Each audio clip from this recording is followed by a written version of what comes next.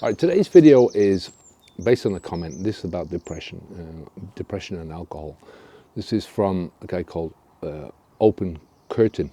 Do you feel that the alcohol creates depression or covers up depression, or one is the cause of the other, in the sense that the depression exists and we drink to try and self-medicate, which then turns into a vicious cycle?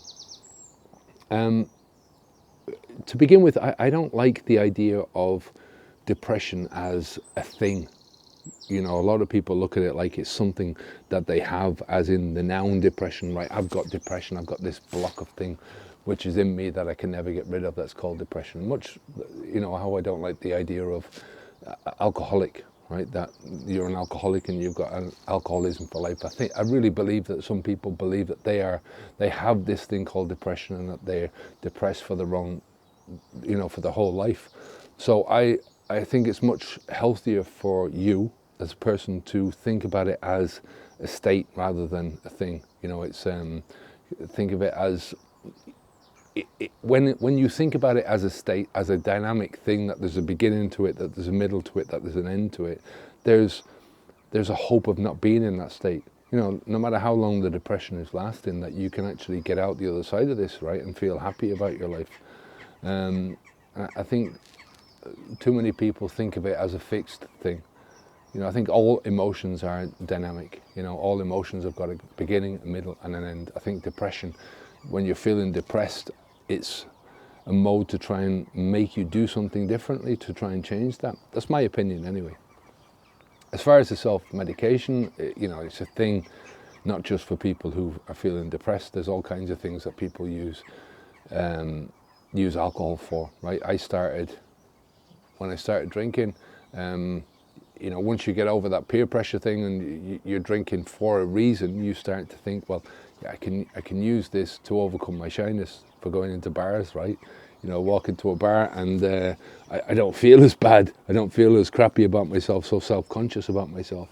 And then as you're moving through this, you start to realize that you can use it for relaxation, for sleep, for happiness, whatever happiness you get out of the bottom of a fucking bottle, but, you know, use it to counteract worries, to counteract anxieties, all that kind of stuff.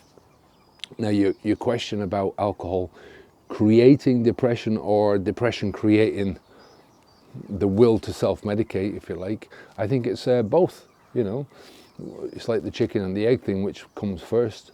You know, I don't think any of us start out like that.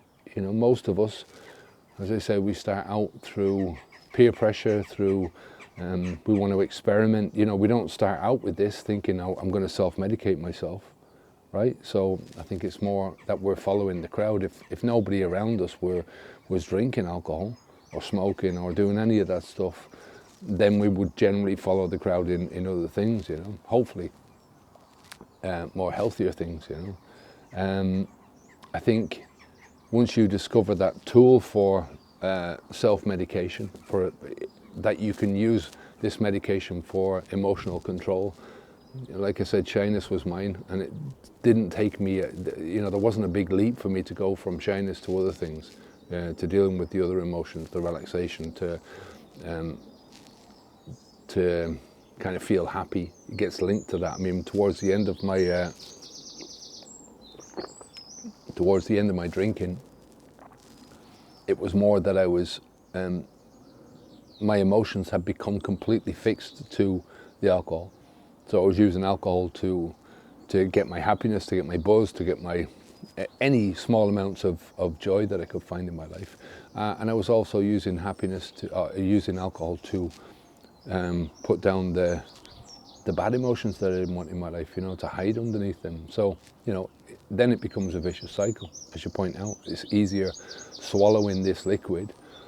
You know, it's easier just nipping down to the shop, buying this liquid, sitting on a couch, watching TV, dumbing down, you know, dumbing down your brain, not having to think about these things, and actually working through the problems that are causing these things in the first place. I mean, I think depression is caused by outside problems, you know, things that are happening in your life that you can fix.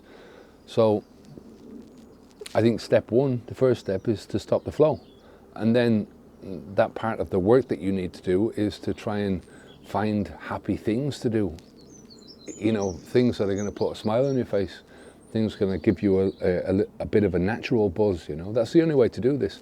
You get away from the alcohol, you start to reset your dopamine levels, and it can take a long time for that to happen, but you start to reset your dopamine levels, and eventually over time, you start to feel joy and happiness and fulfillment in the things that you're doing in life, the natural things that you're doing in life. That's what it's supposed to do. So, you know, every day get up and find something happy to do. I know it sounds trite, but it works. You know, I remember reading one of the easiest things that you can do to get yourself to smile. If you're not smiling, stick a pencil in your mouth, and it it puts your brain into that thing of smiling. You know, and again, it sounds trite, but it's something that works. Yeah. If you have to start from there, maybe you've got to do other things. But like I said, do something every day that makes you smile. You know, do something every day that makes you at least smile. Take care of yourself, and I'll speak to you again. Let me know if you have any questions at all in the comments down below. We read all the comments and answer as many as we can.